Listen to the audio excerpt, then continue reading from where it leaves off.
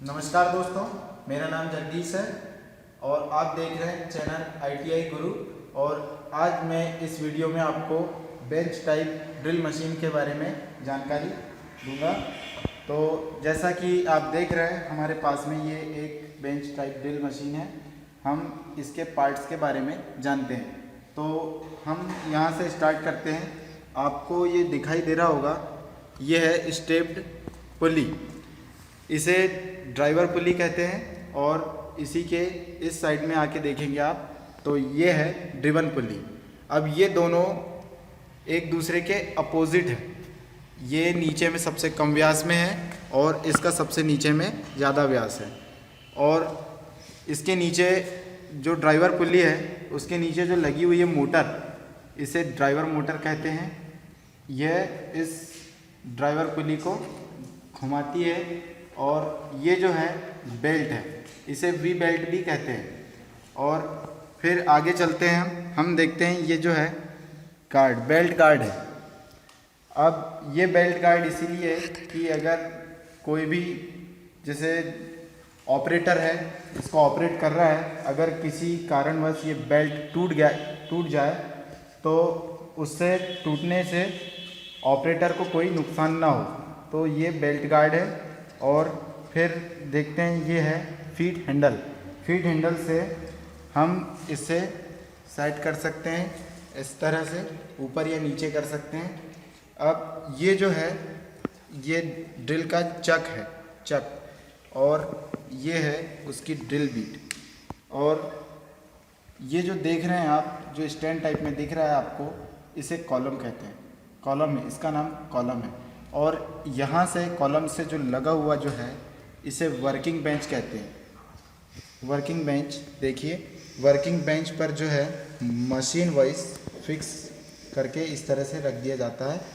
और machine wise में किसी भी जॉब को फिक्स करके इस तरह से उसकी ड्रिल की जाती है। और आगे और जानकारी लेते हैं तो ये जो है इसका बेस है, बेस। और दोस्तों और इस तरफ में आके देखते हैं तो ये जो है इसे डेप्थ गेज कहते हैं। इससे हम इसकी जो है गहराई, ड्रिल करने की गहराई जो है हम इस तरह से सेट कर सकते हैं। ये जो नट है, इस नट के द्वारा इस तरह से इसे कम या ज़्यादा सेट किया जाता है। हम इतना ही उसमें सेट करना चाहें जितना हमें ड्रिल करना हो हम कर सकते हैं। तो दोस्तों ये है इसका मशीन वाइज का हैंडल और ये स्पिंडल। हम इससे इस तरह से किसी भी जॉब को ड्रिल करने के लिए इस तरह से हम इसे कस देते हैं और ये इस जॉब को पकड़ लेता है। और हम हमें जब ड्रिल करना होता है तो इस जो है फीट हैंडल, ये हम फीट हैंडल से इसे इस तरह से नीचे करके इसे कर सकते हैं ड्रिल। और ये जो इसमें जो डेप्थ गेज होता है, डेप्थ गेज, हम इससे इस गहराई जो है हम अपने आवश्यकता अनुसार ड्रिल की गहराई को सेट करने के लिए यूज़ करते हैं।